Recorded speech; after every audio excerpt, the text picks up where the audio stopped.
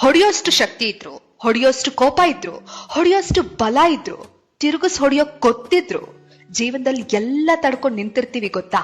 ಅದು ನಿಜವಾದ ಬಲ ಅಂದ್ರೆ. ಅವಮಾನಿಸಿದವ್ರಿಗೆ ಅವಮಾನ ಮಾಡೋದಲ್ಲ ಬಲ, ಕಡೆಗಾಣಿಸಿದವ್ರನ್ನ ಕಡೆಗಾಣಿಸೋದಲ್ಲ ಬಲ, ಬೈದವ್ರಿಗೆ ವಾಪಸ್ ತಿರುಗಿಸಿ ಬೈಯೋದಲ್ಲ ಬಲ ಅಂದ್ರೆ. ಬೈಗಳನ್ನ ತಡ್ಕೊಂಡು ನಿಲ್ಲೋದಕ್ಕೆ ಬಲ ಬೇಕು. ಕೈ ಎತ್ತಿ ಹೊಡೆಯೋ ಕೈ ನಿನ್ನದಾದ್ರೆ ನನ್ ಕೈ ಏನ್ ಕೈಯಲ್ವಾ? ಒಂದೇಟ್ ನೀನ್ ಹಾಕಿದ್ರೆ ಎರಡನೇ ಏಟಿಗೆ ನಿನ್ನ ನೆಲಸಮ ಮಾಡೋಕೆ ನನಗ್ ಗೊತ್ತಿಲ್ವಾ?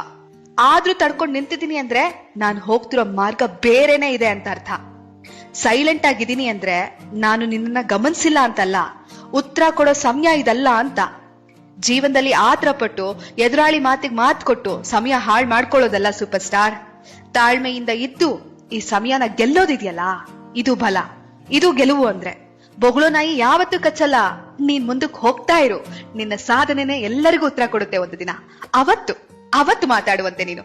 ನಾನ್ ನಿನಗೆ ಮುಂಚೆನೆ ಹೇಳಿದಿನಲ್ಲ ಸೂಪರ್ ಸ್ಟಾರ್, ಗೆಲ್ಲೋವರೆಗೂ ಕಿವುಡನಾಗು, ಗೆದ್ದ ಮೇಲೆ ಮೂಕನಾಗು ಅಂತ. ನೀನೇನು ಮಾತಾಡೋ ಅವಶ್ಯಕತೆ ಇಲ್ಲ, ಯಾರಿಗೂ ಹೊಡೆಯೋ ಅವಶ್ಯಕತೆ ಇಲ್ಲ. ನಿನ್ನ ಸಾಧನೆನೆ ಮಾತಾಡಕ್ಕೆ ಶುರು ಮಾಡುತ್ತೆ. ಅಲ್ಲಿವರೆಗೂ ತಾಳ್ಮೆ ಒಂದೇ ನಿನ್ನ ಬಲವಾಗಿರ್ಬೇಕು. ನೀವ್ ಕೇಳ್ತಿದ್ದೀರಾ ಭಾವಗಳ ದನಿ. ನಾನು ಕನ್ನಡದ ಅಪ್ಪಟ ಅಭಿಮಾನಿ.